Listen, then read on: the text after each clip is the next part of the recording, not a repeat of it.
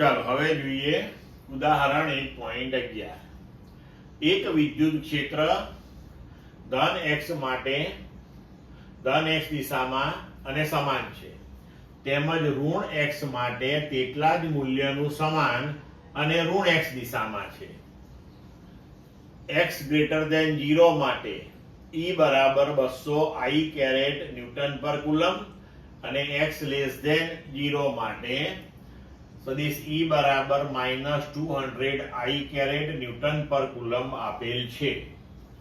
આકૃતિમાં દર્શાવ્યા મુજબ 20 સેન્ટીમીટર લંબાઈ અને 5 સેન્ટીમીટર ત્રિજ્યાના નળાકારનું કેન્દ્ર ઉગમ બિંદુ પર અને અક્ષ x દિશામાં છે, જેથી એક સપાટી x બરાબર +10 પાસે અને બીજી x બરાબર -10 સેન્ટીમીટર આગળ છે.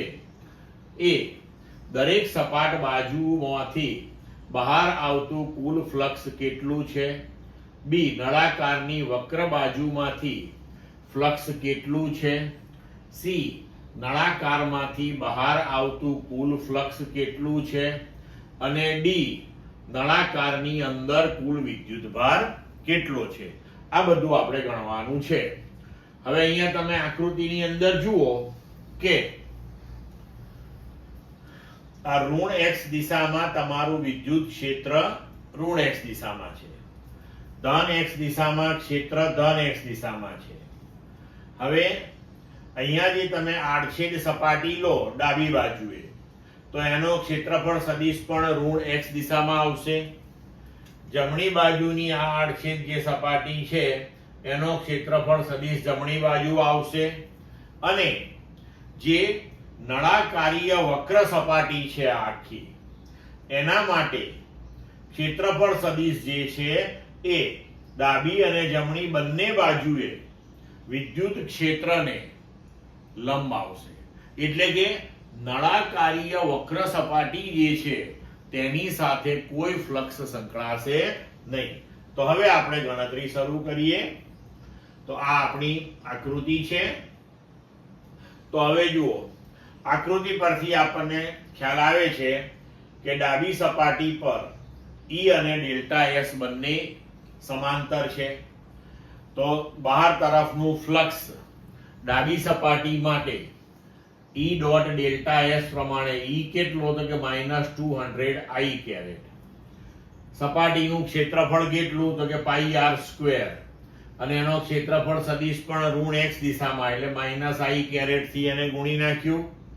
Minus minus plus I caret dot I caret 1 થઈ જશે. તો +200 પાઈ આપણો 3.14, r આપણો 5 સેન્ટીમીટર એટલે 0.05 મીટર, એનો વર્ગ કર્યો તો આનો જવાબ આવશે 1.57 ન્યૂટન મીટર સ્ક્વેર પર કુલમ. જમણી બાજુની સપાટી માટે વિદ્યુત ક્ષેત્રનું મૂલ્ય એ જ છે, ત્રિજ્યા પણ એ જ છે, એટલે આનો આ જ જવાબ આપણને મળવાનો છે. તમને અત્યારથી ખ્યાલ આવી જાય. જમણી સપાટી ઉપર પણ E અને ડેલ્ટા S સમાંતર માટે E dot delta S 200 I caret dot πr² I caret. તો ફરીથી મૂલ્યો મૂકીએ, એનો એ જ જવાબ આપણને મળ્યો. અને આપણે ચર્ચા કરી કે જે નળાકારીય વક્ર સપાટી છે એની સાથે કોઈ ફ્લક્સ સંકળાવવાનું નથી. તો નળાકારની બાજુ પરના કોઈ પણ બિંદુ માટે E અને ડેલ્ટા S જે છે એકબીજાને લંબ થવાના છે, તો ફ્લક્સ શૂન્ય થશે. તો હવે સમગ્ર નળાકારમાંથી પસાર થતું કુલ ફ્લક્સ અથવા તો નળાકારમાંથી કુલ બહાર તરફનું ફ્લક્સ, તો આ ત્રણે ત્રણ ફ્લક્સ જે આપણે લીધા એનો સરવાળો કરીએ. તો phi બરાબર 5L + 5R પ્લસ વક્ર સપાટી માટેનું phi, તો 1.57 + 1.57 + 0 બરાબર 3.14.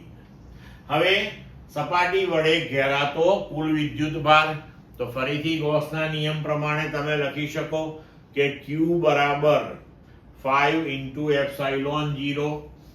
તો હવે 5 અને ε0 ના મૂલ્યો મૂકી દઈએ. ε0 8.854 × 3.14 into 10 raised to minus 12. 3.14 આ મૂલ્ય મૂક્યું અને આ આનો મલ્ટીપલ છે, આગળ પાછળ લખાઈ ગયો છે, પણ ધ્યાન રાખજો.